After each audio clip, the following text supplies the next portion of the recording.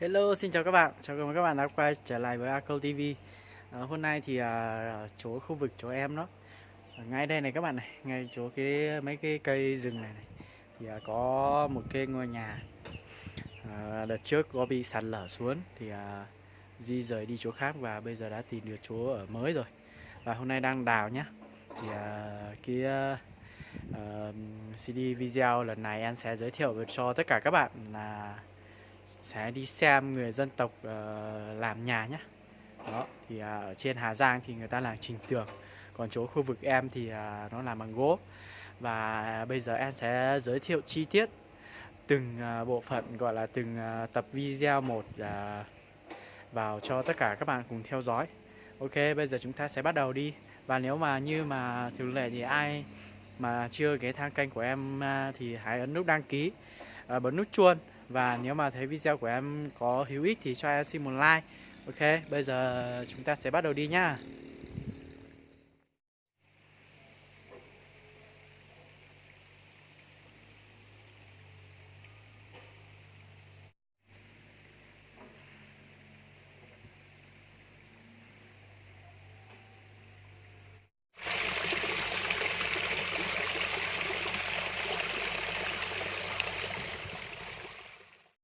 Đây các bạn, bây giờ em đến nơi rồi.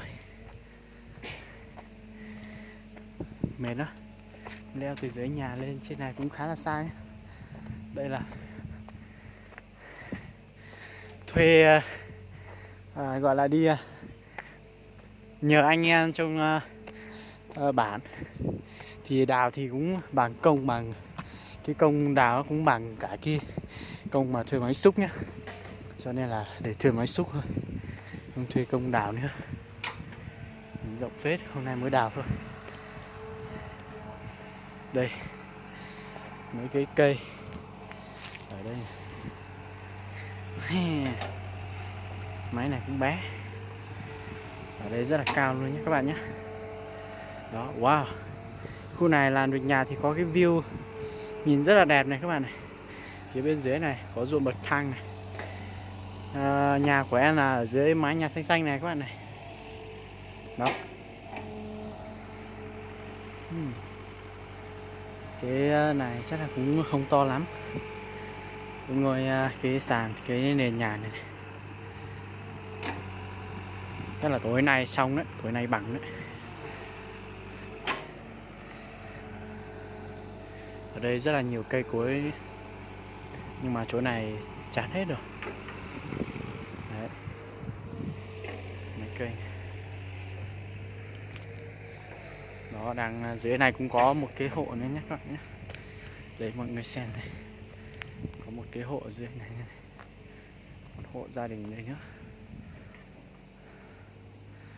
Đó, ở đây có cái view rất là đẹp, nhưng mà cái mùa gió ấy, mùa gió rét ấy thì gió thổi rất là mạnh nên là không biết ngôi nhà có trụ nổi không. Nhưng mà ở trên này thì rất là mát luôn, mùa này thì rét rồi.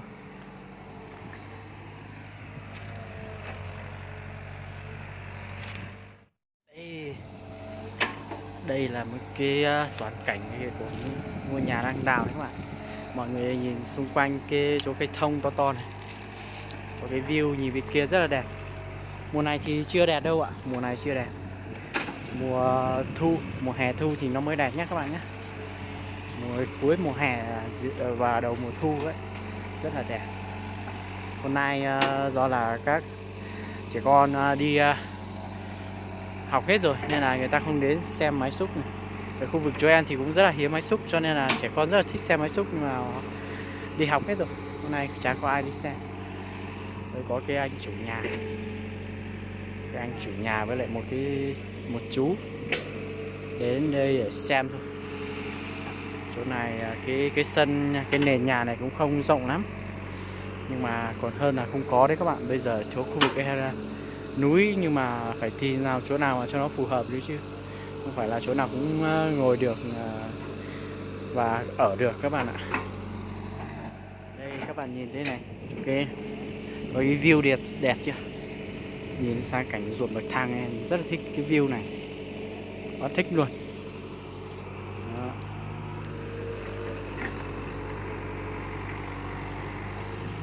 Chỗ này thì rất là mát rời rồi, có cây cối này, các bạn nhìn cái cây này chưa?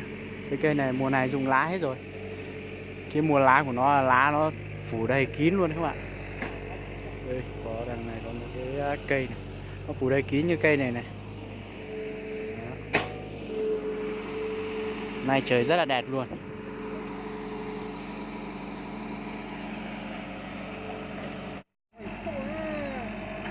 Lên.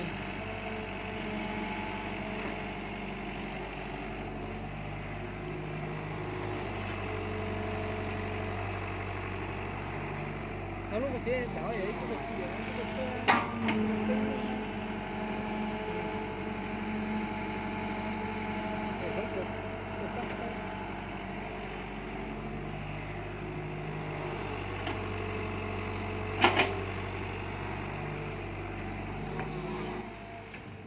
Ở đây vẫn còn rất là nhiều cây rừng nha các bạn nhé.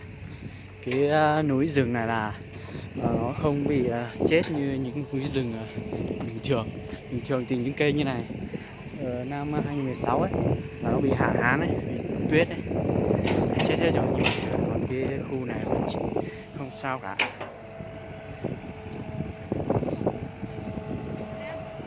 Chết là rất liếc. Đây, em sẽ đi vào gần nhé.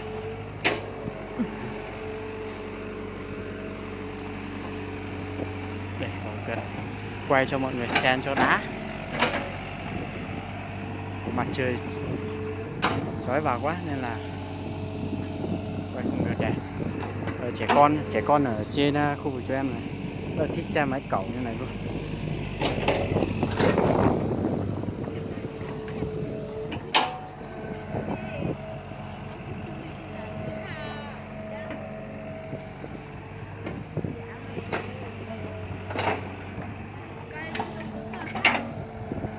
Rất giống á.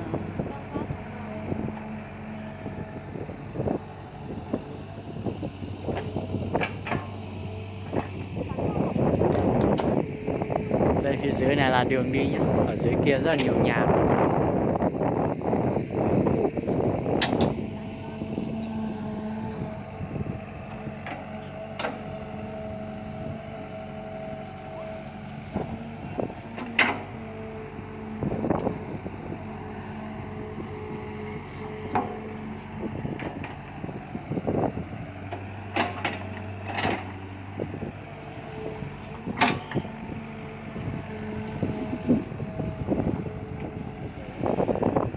Nó chơi chuột lúc thỉnh ô.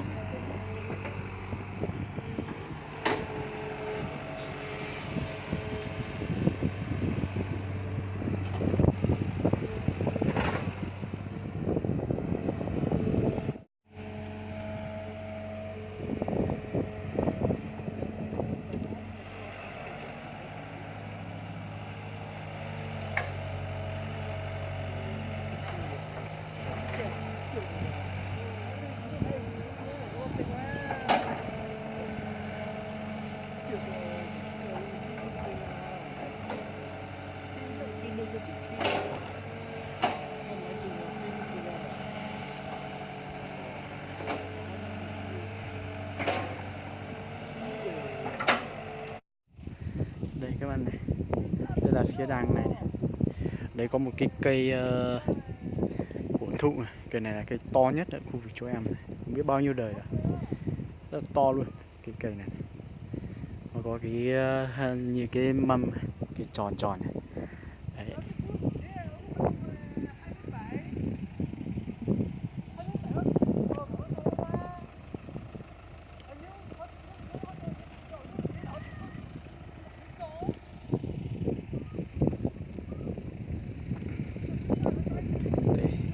Bên này. Đây là đằng sau nhà nhá. Chỗ này cũng khá là cao đấy.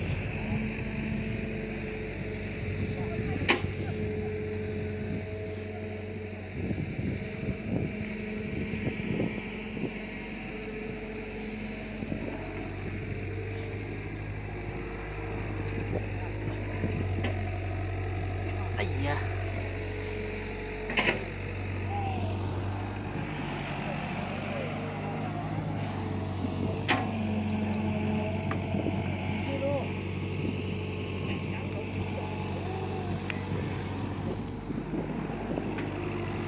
gì thiết kế đó thì đó giờ thiết kế nó đó thì nó đâu đó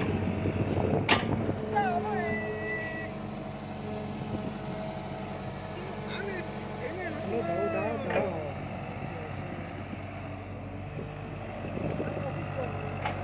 chế đó nó một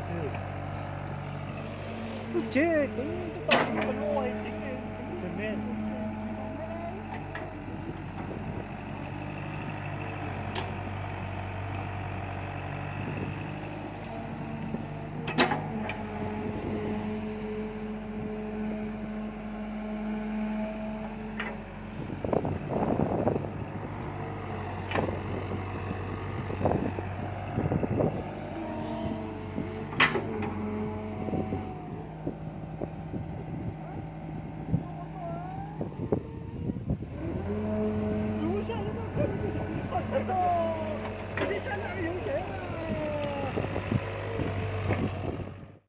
đây các bạn, hôm nay là ngày đào san bằng đất thôi, chứ chưa phải là đến ngày làm nhà đâu. Thì nhà cũ là tít tận dưới này cơ, ở dưới đường đó. Nhưng, do là năm nay mùa mưa ấy, bị sạt, gọi là đất lún về, đất về thôi chứ không phải là sạt, nên là không ở được nữa, nên là chuyển sang lên trên này. Và mấy hôm nữa thì bắt đầu dựng lên. Và xin mời tất cả các bạn theo dõi video để cùng xem người dân tộc ở khu vực chỗ em làm nhà như thế nào nhé. Bởi vì mỗi dân tộc có một cái khác, và cái khu vực này của em làm nhà nó rất là khác, và cái nhà nó rất là kỳ công luôn. Sắp tới em sẽ dựng ra những cái video mà nó hay và nó ý nghĩa, và mang lại cho các bạn một cái gọi là một cái sự hiểu biết về cái ngôi nhà của người Hờ Mông. Ok, thì nếu mà các bạn nào mà chưa đăng ký kênh của em thì xin đăng ký để giúp em, để ủng hộ cho em, và để tạo cho em một cái động lực để em tiếp tục sản xuất ra những cái video mà hay hơn và ý nghĩa hơn, để mang đến cho tất cả mọi người. Và bây giờ em xin chào tạm biệt và hẹn gặp lại tất cả mọi người nha.